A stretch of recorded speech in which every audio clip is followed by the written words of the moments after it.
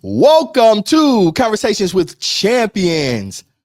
My name is Johnny Randolph, and I am the CEO and founder of the Randolph Speaker Bureau. Our mission statement is we help you unleash your voice and ignite your full potential. Before we get started, please hit the like button or that subscribe button. That is the way the algorithm knows that you like the content that we are delivering to you. Ladies and gentlemen, you are in for a treat today. We have a fascinating guest. She is a speaker. She is a Toastmasters district champion. She's a dentist. She's a beauty queen pageant. She not just pretty, but she's literally a beauty queen. So today we have Miss Bekah Yoxthimer. Bekah, say hello to the people. Hi, everybody. Thank you so much, Johnny, for having me today. No problem. It is a pleasure. Well, Bekah recently completed a TEDx talk in Cincinnati. She gave her, is this your first TED talk? My very first TED Talk, and it was a dream come true of mine. Awesome. Well, what we are going to do is we are going to view Bekah's TED talk and react to it. And then afterwards, we're going to interview her to get some secrets to the secret sauce of how she put together this talk.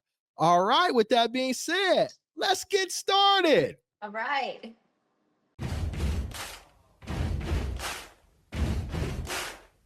Johnny speaks. We lean in. Truth and heart with the brilliant grin. He tells a tale, makes us see. Best in you, the best in me. Oh. The noise from the engine was almost deafening, as a Vietnamese woman was running as fast as she could. Her name was not May. Words that her husband had spoken echoed in her mind. Bring only what you can carry. Her husband was a first lieutenant in the South Vietnamese Air Force, flying on evacuation missions during the Vietnam War. He had seen with his very own eyes the Northern invading, and if he were captured, he could be killed. He heard of rumors of pilots stealing planes to escape, but thus far were just rumors. He thought about his family. He had to do something. Could you imagine? So he gathered his being at family. war? I cannot. I will commandeer a plane. Wait for my signal. Meet me at the abandoned airstrip. We are escaping the country. Bring only what you can carry. Wow. Friends, what would you carry if you were leaving your home country? I have no idea. If you were leaving America right now. Not me had to decide Right. what I to have bring no idea. and what to leave behind. She was leaving everything she had ever known.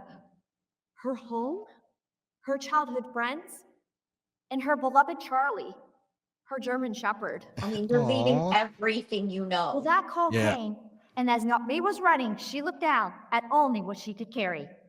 Clutched close to her heart in her left arm was her 4-month-old baby boy. In her right hand, tiny little fingers gripped tight that belonged to her 2-year-old daughter. Mommy, I'm so scared. Not me.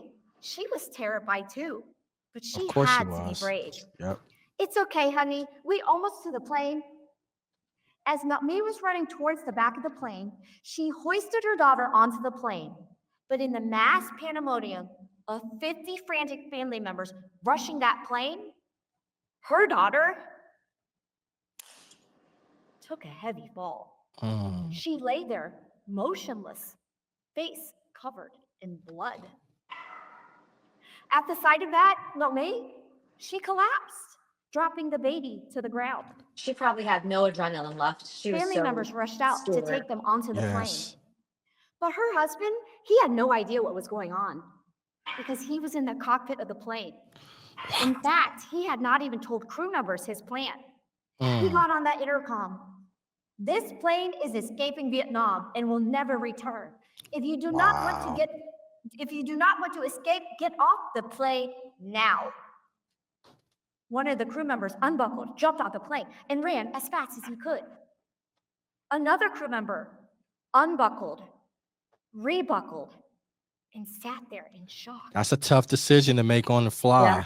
It As is. First Lieutenant Kim was taxiing down that runway, all of a sudden, a Jeep pulls in with a grenade launcher pointed right at his cockpit. First Lieutenant Kim, he'd gone way too far to give up now. He took off, and he never looked back.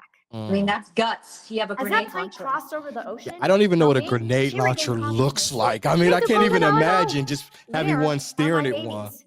They were safe in relatives' arms. As she gathered her children and wiped the blood off her daughter's face, I often wonder, did she bring enough clothes, enough diapers? Did those babies cry? Did she? She was leaving everything she had ever known.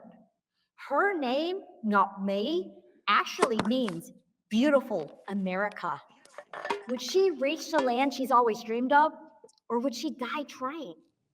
She pondered these things in her heart as she held her babies tight. Her husband got on the intercom hours later. "We have crossed international waters." A loud cheer erupted because they were finally free. Good. Months later, they landed in America, where they were landed in beautiful America. When they stepped foot on American soil, they had nothing but the clothes on their backs, and they brought only what they could carry, their baby boy and their little girl. But not me. She carried two other things that no one else could see. The first is that she carried hope in her heart to live this beautiful life in America. And the second, months later, was in her womb. That baby, that little baby, was me. And those heroes, those were my parents. They come over with no food, no home, no money. What now? There were these beautiful Americans who carried compassion and generosity, who housed them for an indefinite amount of time. Friends, think about it. Would you house people who didn't speak your language, who didn't look like you, who cooked foods that smelled differently, dirty diapers and crying babies? Most of us would not. But that is what carrying compassion and generosity looks like. That spirit. Yeah. They even drove my dad to interviews Kindness. so that he could get a hand up in life. Absolutely. My dad, he couldn't read very well or write very well. Could you imagine trying to fill out a job application Couldn't and read the doing an language or interview? yeah, right. But my dad, he refused to carry negativity or defeat. Talk about it. Instead, he carried hope and hard work. Hope to one day to become an airline pilot, and hard work to get there. That's not an easy task. Good And for then your it father. happened. He got a job. He started down low. He was sweeping floors and cleaning toilets. But he was so determined. He kept trying and he kept interviewing. Because of his experience in the Air Force, he landed a job with an American Airlines company, and that was his dream come true. That is what carrying hope and hard work looks like. Then there was my mom. She had a job in a car factory. She was doing hard labor. She would jump into a car, she put a ribbon, she would jump out, and she would repeat that hours on end. On top of it, there were people that would go right in front of her face, and they would make fun of her thick accent. They would say things like, That's terrible. "Go back to your own country. You're stealing our Terrible. jobs." Disgusting. I think that if they had known everything she had sacrificed to come here, to raise her 3 children, to find a better life, they wouldn't have been so negative. I don't even think that matters. But not me. She Shouldn't even matter. refused to carry their negativity and refused to carry defeat. She carried hope and hard work. Talk about Hope it. to one day to be able to afford a house, and hope to put her 3 children through higher education. She worked really hard. In a matter of 3 years, she was able to afford a home. And many, many years of working, she put all 3 of us kids through higher education. This is what carrying hope and hard work can do. Then there was me. I was in the 1st grade, and let's call this kid Evan. "Bekah, are you copying off of Evan's paper?" "No, Mrs. Moran, I'm not." In fact, I was. I felt really stupid because I was in the lowest reading level, and my parents couldn't help me because they couldn't really read either. Plus, Evan let me copy off his paper. He was fine. He was first grade eye candy, blonde hair, First grade blue ice eyes, candy. I like easy it. not to love. I followed him around like a lost puppy dog. We even ate lunch every day together, but I was so embarrassed because we were on this free lunch voucher because we were poor. Well, as time went on and we were in the 6th grade, I remember looking around. Everybody had braces. If I could get braces, I would be able to fit in. But I remember looking back when I was little, my mom, she would put me in a headlock. She would scrub my teeth like she was scrubbing the toilet. Oh. And she'd say, Becca, you cannot get any cavities. We cannot afford to see the dentist. Despite knowing this, I begged my mom to take me to the dentist. And at age 11, she finally did. When she took me to the dentist, he looked inside my mouth and said, "You have a beautiful smile. You don't need braces." I was crushed. But in that moment of that dentist telling me no, God put in my heart a yes, that he wanted me to be a dentist to help people with their smiles. As 6th grade continued, there was something big happening at the end of the year. It was called the 6th grade farewell dance. I spent one whole hour crafting my cauliflower bangs to perfection because I wanted to be pretty for Kevin. When I saw him, I went up, "Hi, have you asked anyone to the dance?" He looked down at me. "I would never take you to the dance. You're Vietnamese." Boo. I know it's a kid. I ran off, cried. Still. And you know what I carried that day? I carried negativity and defeat. The negative words that Evan had spoke to me, negative words that I spoke to myself. I felt so defeated. I kept repeating over and over, "You're stupid, you're poor, and you're ugly. You're stupid, you're poor, and you're ugly. Why would anyone ever ask you to the dance?" I hated who I was, and I loathed being Vietnamese. My dad saw how sad and depressed I was. He said, "Becca, you must not carry negativity and defeat, but you must carry hopes and hard work to live out your dreams. You are not stupid. Remember, God has purpose for you to be a dentist. You must work hard. You are smart. And we are not always going to be poor. One day, you are going to be a dentist, and you are going to be rich in generosity. I hope that you become like the beautiful Americans and you carry compassion and generosity to help other people get a hand up in life, like we were showing. And you're not ugly. You're beautiful because you're my daughter, and especially because you're Vietnamese. You'll see." I thought about what my dad said. I don't want to carry negativity and defeat because it led me to nowhere. I wanted to carry hope and hard work to live out my dreams. With my dad's encouragement, I went from this little girl who was stupid in the lowest reading class. I studied really hard. I worked my tail off. I got a full academic scholarship to a major university. Good for you. And I even skipped a year of college and became a dentist. And I'm no longer poor because I'm a dentist. I'm rich. And generosity. I've gone over to developing countries, to orphanages to help kids who don't have access to care. We also do free dental work for veterans who qualify and free dental community day. I carry compassion and generosity. I believe in giving people a hand up in life. And I'm not ugly. I know I'm not ugly because for the last 24 years of marriage, I have a husband who tells me that he loves me and that I'm beautiful, especially because I'm Vietnamese. By the way, he has blonde hair, blue eyes, much better looking than Evan. Friends, what do you carry? Are you carrying negativity and defeat? Negative words that you speak to yourself or negative words that other people say to you that give you this heavy weight that gets you nowhere in life? Or are you willing to carry hope and hard work? Hope to live out your dreams. It's going to take a lot of hard work, but it's going to be worth it. And once you reach your dreams, are you willing to carry compassion and generosity? Because if you do, you'll give other people a hand up in life, and it'll make a profound impact, not on you, but 10 times the impact on future generations to come. 2 people who came over to America carrying nothing but hope and hard work impacted 15 family members, kids and grandkids, to live a beautiful life in America. What do you carry? Great job, Bekah. That Thank was you. awesome.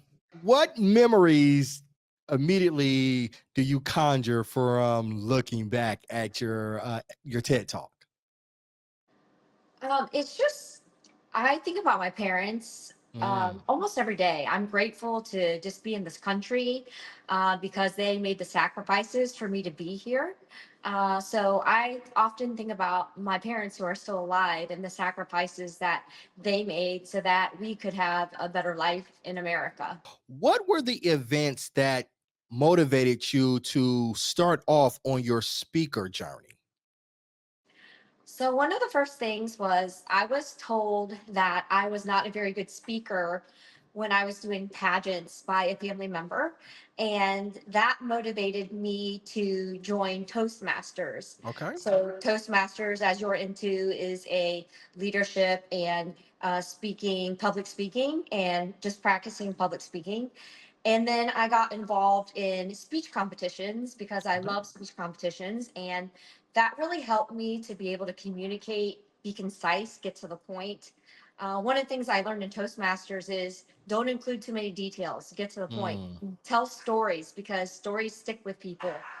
Bring the humor into your story. So even though my story was a little bit serious, I talked about Evan being eye candy. So that was funny. I talked about the cauliflower shaped bangs and Mhm. the dance and how important. So it was like you want to do like a universal message that everybody can relate to. So I think everybody can relate to being rejected and feeling stupid or ugly. And so that kind of was like a universal message. And also like what can we do about it? Like so what you carry is important. So I think being in Toastmasters really helped me hone in on get to the point, have a main idea, be funny, and tell a story while you're doing it. It stemmed from me doing pageantry and when they asked the onstage question, being able to think off my feet.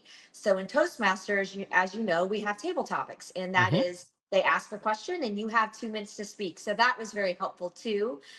So I think that it was just something through pageantry. I joined Toastmasters, and through Toastmasters, I was like, I should do a TED Talk. Those who have tried out for TED Talks know how sometimes it's hard to even get a speaking spot. So I'm just very grateful to be able to tell my story, my family story, and hopefully it's an encouragement to people to go out there and just be generous with what God has given us as skills. You talked about you joined Toastmasters because you wanted to be able to respond better at pageants. Take me to the first time that you spoke in a Toastmasters club. What was that experience like? If I want to be better at something, then I need to get in there and I need to get my Mm. speeches in. So I would, if there was a spot open, I would do a speech. If there was a spot open, I took that opportunity because people would give you constructive criticism. And I used to like rock back and forth, and people would be like, stop doing that. And then they'd be like, stop playing with your hair while you talk. It's a fidgeting skill. So I've gotten better at both of those things. And like I said, just learning skills from different Toastmasters on how to be a better speaker.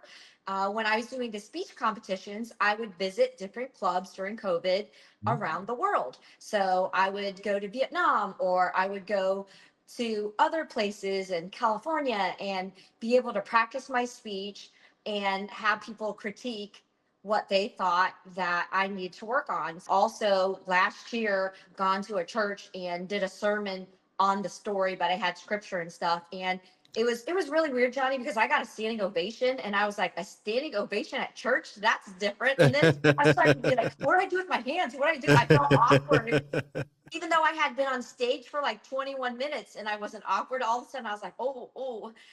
So it's been a great experience for me. Nothing that I would have ever imagined. I'm this shy little girl growing up, and there's no way I would see myself if God was like, you know what, in 30, 40 years, you're going to be on stage doing public speaking. I'd say, no way. But here I am, and I'm grateful for all the opportunities. The other thing I will say is, hopefully it inspires people, is if you want to be a better speaker, take the speaking spots, number one. Number two is, I'm not the best speaker in the world, but I tried out. Most people are, they're scared to try out, and you have to take that first step. Is you You never do. know until you try out that they might pick you. You talked about, though, you got a lot of feedback from different places. At Yes. times, feedback can be difficult. You don't necessarily agree with it. Some of it's wrong, some of it's good. But how did you handle the feedback process, especially, or I should say specifically, when there was feedback that you didn't agree? So how did you handle the feedback process? Well, first, sometimes there were people who gave me feedback that had never even done a speech competition, or, feedback is people's opinions, right? Hmm. So if Prez is going to give me feedback, then I'm going to take every single piece of feedback because he's made it to the world championship, right? But then there were other people who were kind of negative and just saying Mm. things that were negative that I just kind of dismissed. So I think when you get constructive criticism, you kind of have to sift through, is this going to help my speech, or is this just negative? Because sometimes people are just negative and just say things just to be mean. I did get some of that, not a lot. And you just have to have thick skin. Constructive criticism is supposed to make you a better speaker, and you just have to have discernment on what is going to help you and what kind of is just people's opinions. Absolutely. Yeah. And I that guess goes with it's life in general, not just with public speaking. Is everybody has an opinion. It's yep, neither right or wrong. It's just what they right. think.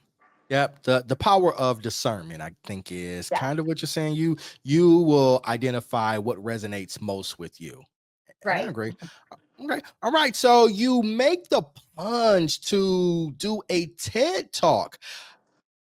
What made you want to do a TED talk, other than just being a great speaker? Well, I just know that when I was in Toastmasters, people would talk about doing a TED talk, and it was like a big deal and all this stuff. And so I like challenges, and Okay, I was like, you know what?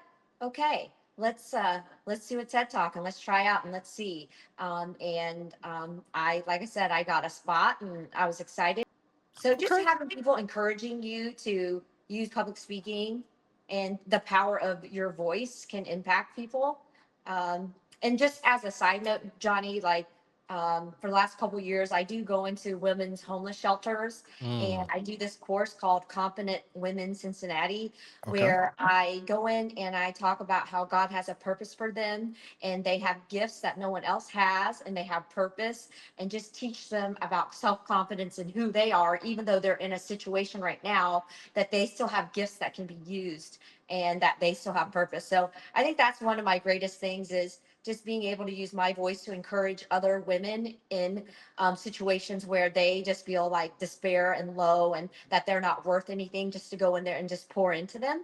So I think that with all of us, if we have a gift that God has given us, or a gift that God has helped us to develop, that we can use that just to encourage other people. And like I said, like going there, and I've gone into businesses and churches and schools and just talked about self-confidence and how to achieve self-confidence. Wow, you are very well rounded. And I love that you are using your gift to help inspire other people. That is absolutely great. Well, Becca, you gave a very personal story. I'm curious, what did your parents think about you sharing? Because it really is their story, part, or at least part Yeah. of it, it is their Yeah. story. How did they feel about you sharing their story on such a large stage? Yeah, they were very proud of me, and it was, sometimes we don't sit down with our parents and ask them the details of our family history. And so I wanted to know the details of Usually it's my dad that's in the limelight of He's Full of Plane, but I Mm-hmm. told the story from the perspective of my mom because she is Mm. the mother who carried those two babies, the feelings, the emotions she went through, and of trying to escape with two babies and the adrenaline and leaving everything you'd ever known. So I think that I was able to talk to her and ask her like what happened, and she's like, your sister got trampled, and because of that I Mm. collapsed and I dropped the baby, and just little details like that. And, with my dad telling me that one guy ran off the plane and one guy didn't, and how there was a grenade launcher. And my dad said that he was not scared or fearful. And even the day that he commandeered the plane, he did what he had to do and he had no fear. So I think Mm. my dad is amazing. He's courageous Absolutely, yeah. for doing that, because who steals a military plane? Yeah, Who I does that? yeah, I know I could not have Yeah, stolen a military plane or even knew what to do with it. So yeah, that yeah, is a remarkable act of courage. yeah, Yeah, and the story is about hope and generosity. I think too. I think generosity had a big impact in that story. The generosity of your neighbors, the generosity of your parents, just the generosity of a community, and how that all goes into shaping who we are and our yeah. perspectives going forward. I mean, Johnny, at the beginning, I talked about how when my parents came to America, there's Hmm. no money. Like, what are you going to do? Like, you're in Right. this foreign country, you can't even speak the language very well. And Right. then these complete strangers house you. You have Ab- two crying babies, dirty diapers, your food smells different, you speak differently. And it's like most of us would not house people you did not know. It takes a kind and compassionate, godly heart to be the hands and feet of Jesus to house people and love them, to want them to succeed in life. And somebody has to do that. And so Mhm. my thing is just always is I'm a grateful person. I'm grateful and I always want to give back with whatever. We all have different skills God's given us, and we can take the time to help others out. Yeah, absolutely. And on paper, it seems like nobody would do that. But I find in actuality, there are more people out there than we think would do it. Like just that sort of human spirit of community that seems to permeate across the country. And that's phenomenal. And I loved in your TED talk that you were able to capitalize on that and draw it out to put it in such vivid details.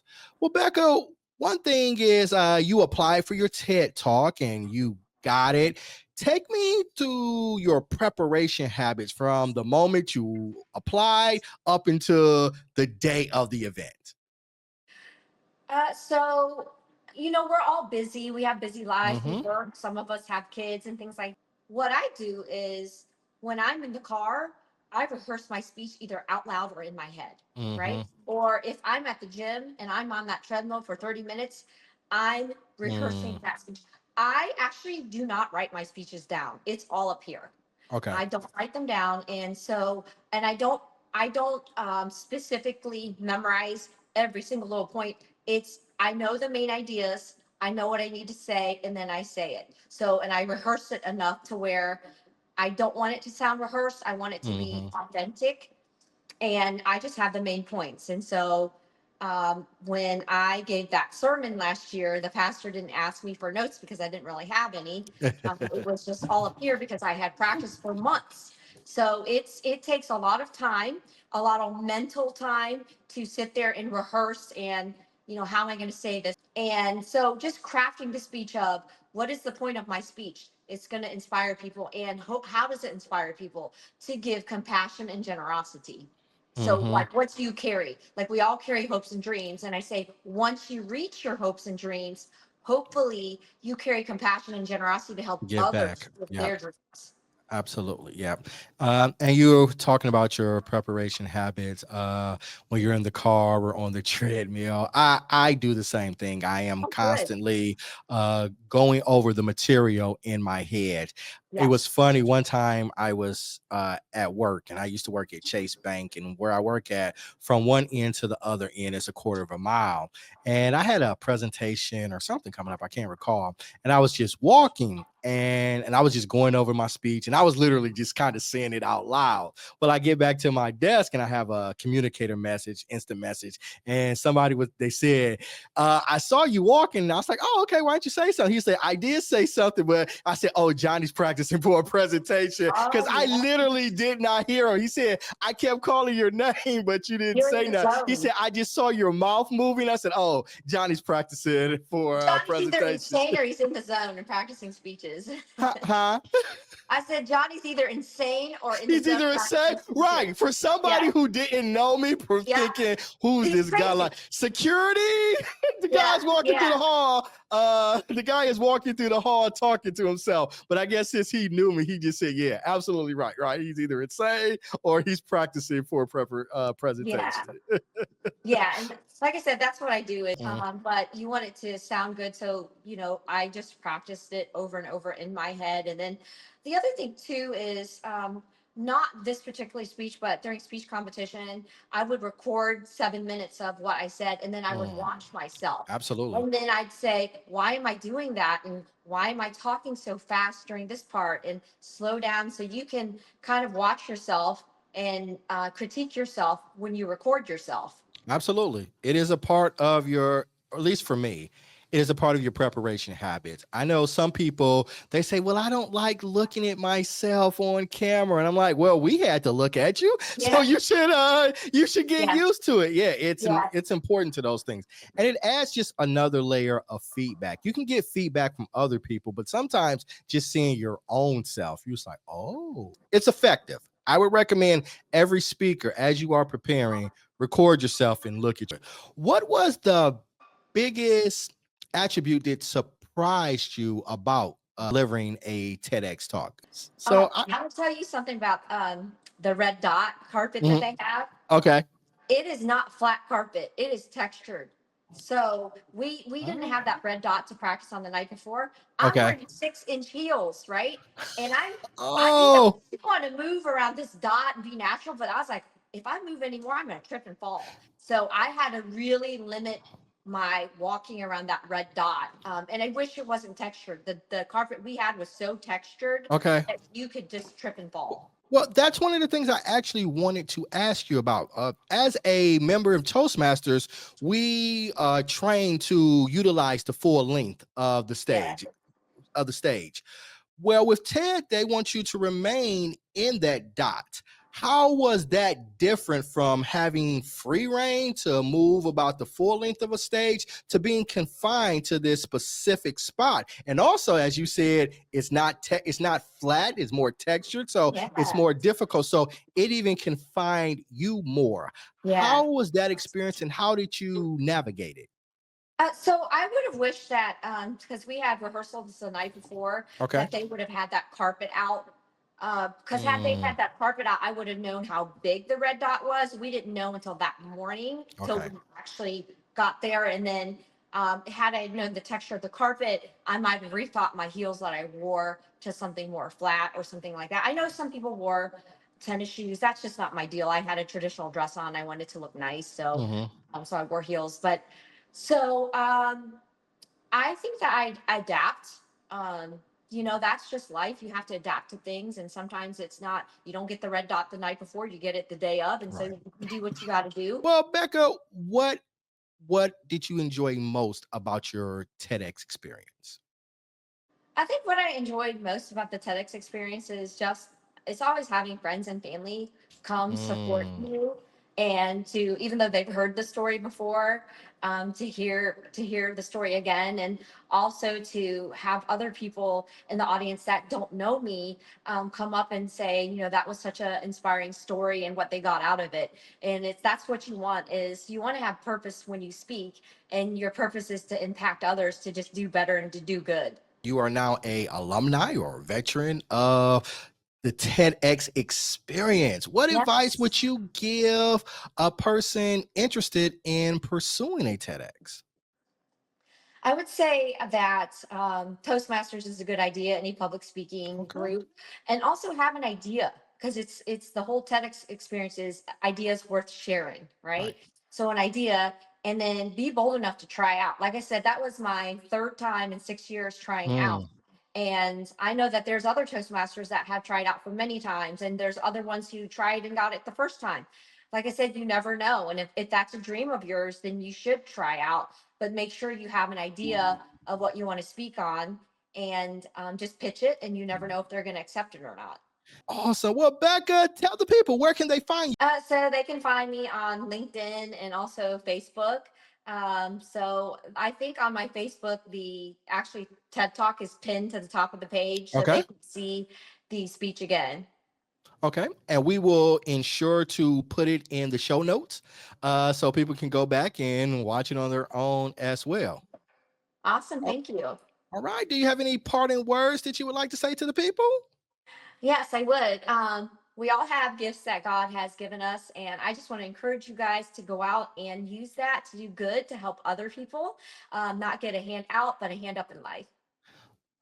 Thank you so much. We appreciate you taking time out of your busy and bustling schedule to provide us with some information and giving us the pleasure to view your TED Talk with you. Well, Johnny, thank you so much for having me as a guest. I really appreciate it. This was a phenomenal experience. And out there, please hit the subscribe button or hit the like button to let the people know that you like what you are seeing. As I always like to say, please remember to be your best, to be inspired, to be great. Have a great one, everyone.